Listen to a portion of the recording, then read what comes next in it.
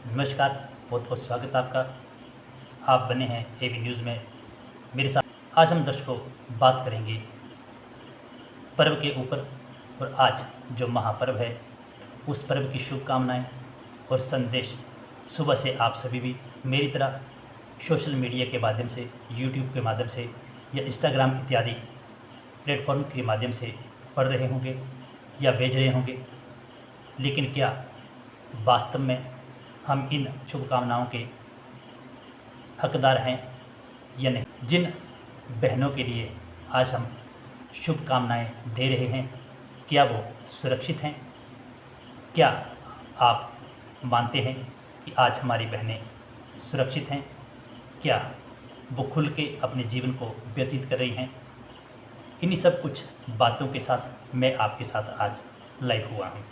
9 अगस्त का वो काला मनहूस दिन, जब कोलकाता की ट्रेनी डॉक्टर की युवती की हत्या कर दी जाती है और उसके बाद उसका शव बरामद होता है।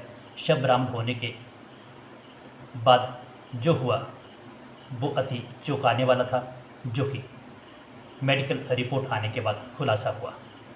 और उस खुलासे के अनुसार जो दरिंदगी उस बहन बेटी के साथ हुई, वो शायद आज पूरे देश में आग की तरह गुस्सा निकाल रही है। लेकिन गुस्सा निकालना जायज़ है, गुस्सा आना भी स्वाभाविक है। लेकिन आखिर कब तक इस गुस्से का शिकार और इस विरोध प्रदर्शन का शिकार हम होते रहेंगे? आखिर क्यों नहीं हम इन चीज़ों को ख़त्म करने के लिए अपनी बहन बेटियों को लड़ने का जो एक तरीका है, जो उनके स्वाभिमान की लड़ाई है, उसको लेकर क्यों नहीं चलते? इतना ही नहीं, देश में हर मिनट में लगभग 2.5 आंकड़े से ज़्यादा बलात्कार और रेप की घटनाएं हो रही हैं। और आज हम रक्षाबंधन का त्यौहार मना रहे हैं। सभी ने कलाइयों के ऊपर राखियां बांधी हैं और जो राखी का मुहूर्त विद्वानों के द्वारा बताया गया है, वो भी कहीं ना कहीं भ्रमित करने वाला है। इस भ्रम के साथ कि हम सोशल मीडिया के माध्यम से सब कुछ प्राप्त कर लेते हैं, यह काला सफ़ेद झूठ है। क्योंकि सोशल मीडिया में हम अपने विचार आदान प्रदान करते हैं और उन विचारों को हम सटीक आंकड़ा नहीं मान सकते। कई ज्योतिषियों ने भी, विद्वानों ने भी अपने अपने मत के अनुसार, अपने अपने ज्ञान के अनुसार इसका मुहूर्त निकाला है। जिस भद्रा की बात की जा रही है, वो भद्रा आज सुबह से शुरू होकर दोपहर को समाप्त हो रही है। और शास्त्र में उल्लेख है कि अगर दिन की भद्रा दिन में समाप्त हो जाए तो वह पाताल की होती है, और अगर रात की रात में समाप्त हो जाए तो वो भी पाताल की होती है। और पाताल की जो भद्रा है वो शायद दक्षिण में मान्य है, उत्तर भारत में इसकी मान्यता नहीं है। और दक्षिण भारत की सभ्यता को हम, उसकी संस्कृति को सीखते हुए आज हम भारत में इन विरोध प्रदर्शनों का शिकार हो रहे हैं। कहाँ गया वो सनातन, कहाँ गई वो समानता, और कहाँ गया वो एक समान रहने का अधिकार? आज फिर एक बार देवभूमि हिमाचल में भी ऐसी घटना का उजागर हाल ही में पिछले दिन सोशल मीडिया के माध्यम से हुआ, जहां एक विधायक के द्वारा छोटी बच्ची के साथ छेड़खानी का आरोप लगाया जाता है और उसकी एफआईआर होती है।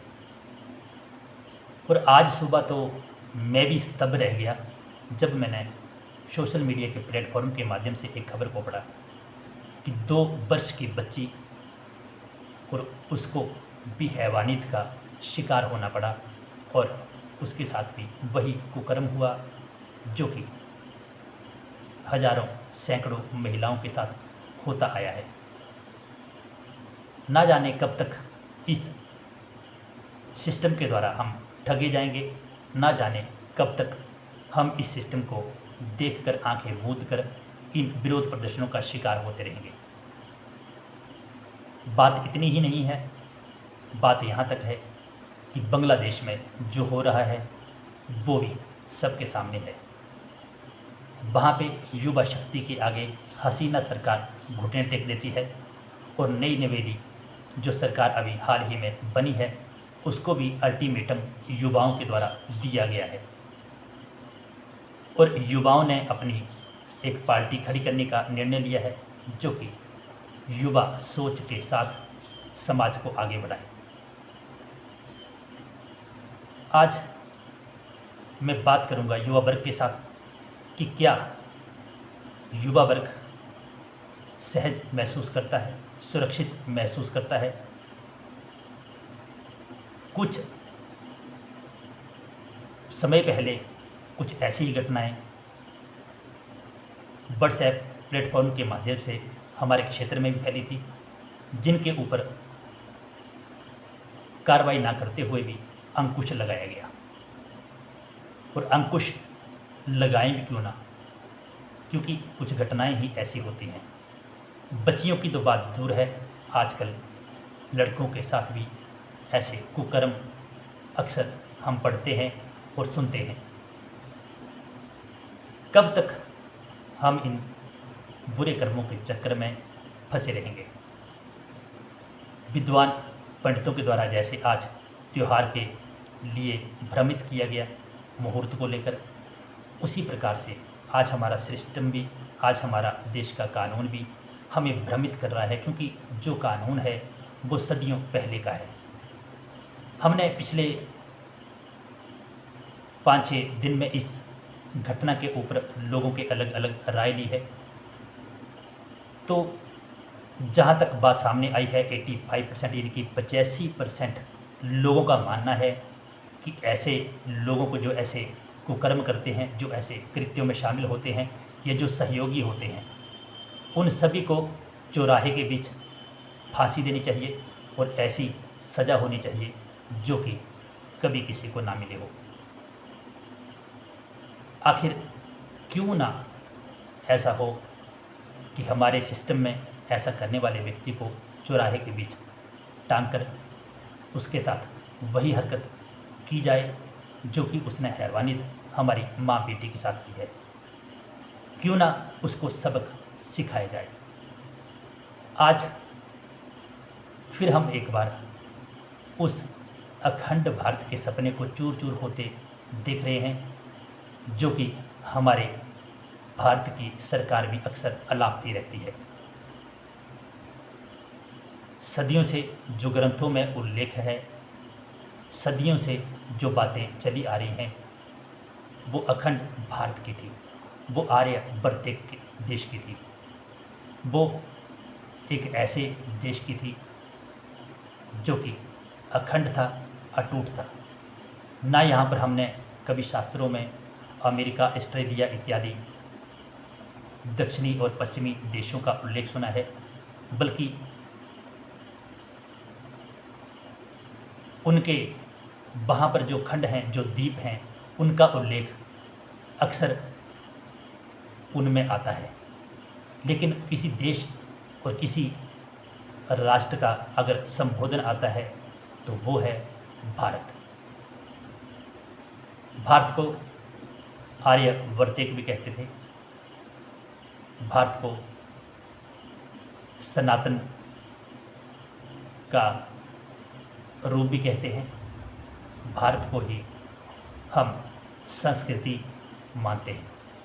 लेकिन आज उस भारत की संस्कृति खोई खोई सी नज़र आ रही है। जिस प्रकार से आज हम घटनाओं का शिकार हो रहे हैं, जिस प्रकार से आज हम दुर्भावनाओं का शिकार हो रहे हैं, वह सभी हमारे लिए असहनीय हैं और कभी ना मिटने वाली चोट है। प्रकृति अपना कार्य समय समय पर करती है और अगर प्रकृति के नियम के साथ खिलवाड़ किए जाए, जो कुप्रभाव होते हैं वो देखे जाते हैं। एक बार आज हमें फिर से सोचना होगा, क्या वाकई ही हमारी माँ बेटियाँ सुरक्षित हैं? क्या वाकई ही हमारी जो कलाई पर ये धागा बंधा रहता है, क्या इस धागे में वो ताकत है? आप देख रहे हैं अभी तक जो रखड़ी, जिसको हम रक्षाबंधन कहते हैं, रक्षाबंधन का धागा होता है, वो हमारे हाथ पर नहीं है। क्यों नहीं है? इसके पीछे बहुत बड़ा कारण है, और वो है आज का त्यौहार जो हम मना रहे हैं। शायद इस त्यौहार को मनाते मनाते हम उस दरिंदगी की गाथा को भूल रहे हैं जो कि हम थोड़ी देर बाद सोशल मीडिया के माध्यम से पढ़ने वाले हैं या पढ़ रहे होंगे कि फलानी जगह ऐसा हुआ है, फलानी जगह महिला के साथ ऐसा दुर्व्यवहार किया गया है। और हिमाचल की बात करें तो हिमाचल में भी एक विधायक के द्वारा ऐसा कुकृत्य किया गया। अभी तक उस छेड़खानी के विरुद्ध किसी भी प्रतिनिधि ने, किसी भी सरकार के नुमाइंदे ने आकर उसके ऊपर प्रतिक्रिया नहीं दी है। केवल एक दो स्थानों से सोशल मीडिया के माध्यम से व्यक्ति विशेष के द्वारा मांग की गई है कि उनको सख्त से सख्त सजा दी जाए। मैं उनकी मांग का समर्थन करता हूं, लेकिन क्या आगे आने वाला ऐसा कुकृत्य रोका जा सकता है? क्यों नहीं रोका जा सकता?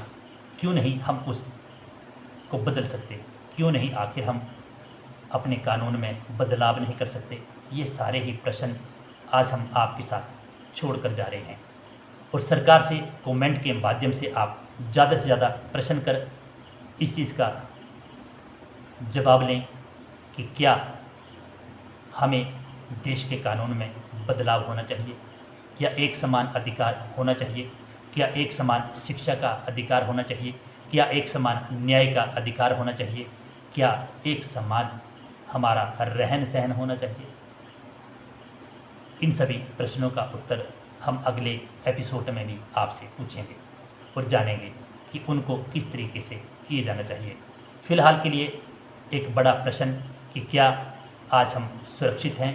क्या हमारी माँ बेटियाँ असहज महसूस कर रही हैं? क्या उनको संरक्षण प्राप्त है सुरक्षा का, या वो आज भी उसी डर के साए में हैं कि कहीं कल को हमारी खबर न ऐसी आ जाए जैसी आज हम पढ़ रहे हैं? तो फ़िलहाल के लिए मुझे दीजिए इजाज़त। ज़्यादा से ज़्यादा कमेंट के माध्यम से ये बताएं कि क्या आज सरकार को करना चाहिए। जय हिंद, जय भारत।